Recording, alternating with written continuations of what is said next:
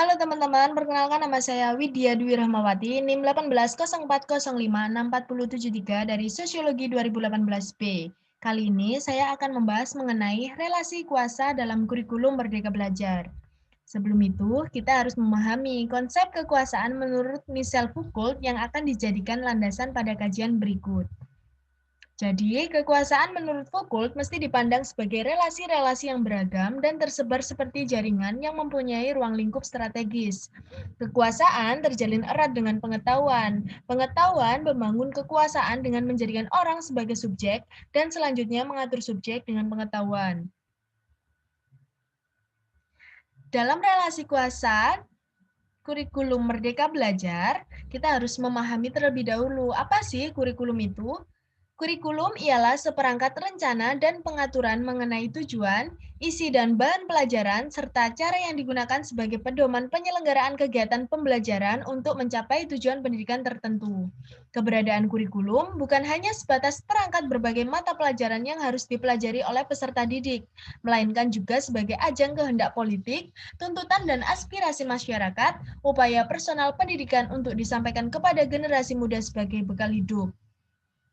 Di Indonesia sendiri, kurikulum telah beberapa kali mengalami perubahan. Hal itu bisa kalian lihat pada gambar berikut. Perkembangan kurikulum di Indonesia. Dimulai pada tahun 1947, terdapat kurikulum rencana pelajaran yang dirinci dalam rencana pelajaran terurai. Kemudian pada tahun 1964, rencana pendidikan sekolah dasar. Kemudian pada tahun 1968, terdapat kurikulum sekolah dasar. Kemudian pada tahun 1973, terdapat kurikulum proyek perintis sekolah pembangunan atau PPSP. Kemudian pada tahun 1975 terdapat kurikulum sekolah dasar, dilanjutkan pada tahun 1984 yaitu kurikulum 1984, kemudian kurikulum 1994, kemudian terdapat revisi kurikulum 1994, kemudian pada tahun 2004 terdapat rintisan kurikulum berbasis kompetensi atau KBK. Kemudian pada tahun 2006 terdapat kurikulum tingkat satuan pendidikan atau yang biasa disebut dengan KTSP. Kemudian pada tahun 2013 terdapat kurikulum 2013. Tidak hanya pada sekolah dasar maupun menengah saja, pada perguruan tinggi juga terdapat kurikulum, yaitu kurikulum Merdeka Belajar Kampus Merdeka. Apa sih kurikulum Merdeka Belajar Kampus Merdeka?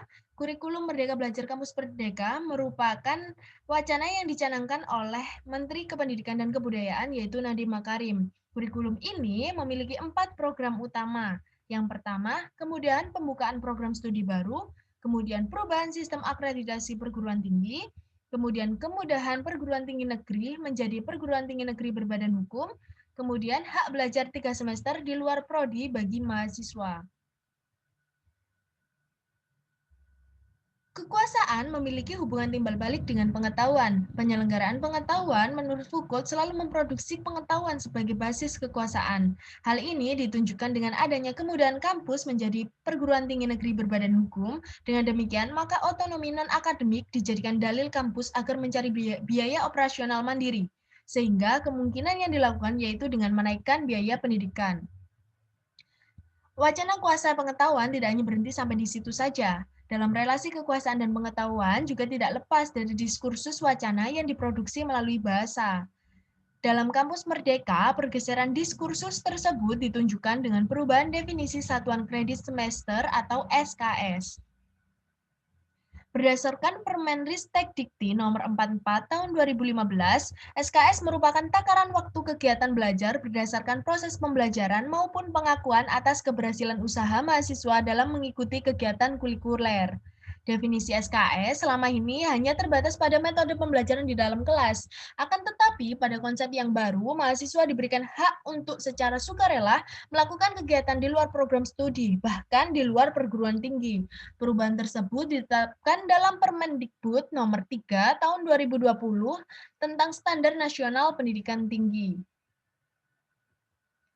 Wacana kuasa atau pengetahuan dalam kebijakan Kampus Merdeka, di mana definisi SKS diubah menjadi jam kegiatan, bukan lagi sebagai jam belajar. Kegiatan yang dimaksudkan bukan hanya belajar di kelas, melainkan pengabdian masyarakat, wirausaha, riset, magang, dan juga pertukaran pelajar.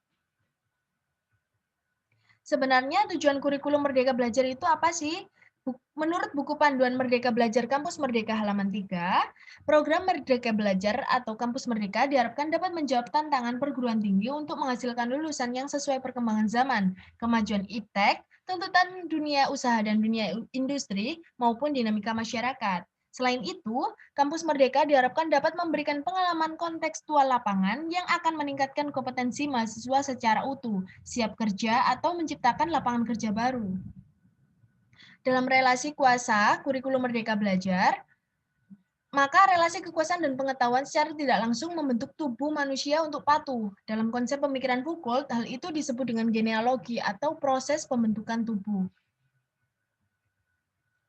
Relasi kuasa dalam kurikulum Merdeka Belajar di mana genealogi tersebut tidak terlepas dari keberadaan kekuasaan dan diskursus yang ada. Keduanya saling berperan dalam menguasai, mengontrol, serta menentukan tubuh manusia. Kurikulum menjadi salah satu manifestasi yang paling nampak dari upaya negara dalam memproduksi nilai-nilai ideologisnya. Konsep Merdeka Belajar sebagai upaya negara memperbarui konsepsi tentang pendidikan sesungguhnya hanyalah diskursus wacana dalam upaya negara mempertahankan kekuasaan melalui pendidikan. Terima kasih, mungkin itu saja yang bisa saya sampaikan untuk kajian terkait dengan relasi kuasa dalam kurikulum Merdeka Belajar. Saya mengutip sebuah quotes dari Michel Foucault, di mana sekolah melayani fungsi sosial yang sama seperti penjara dan institusi mental untuk mendefinisikan, mengklasifikasikan, mengontrol, dan mengatur orang.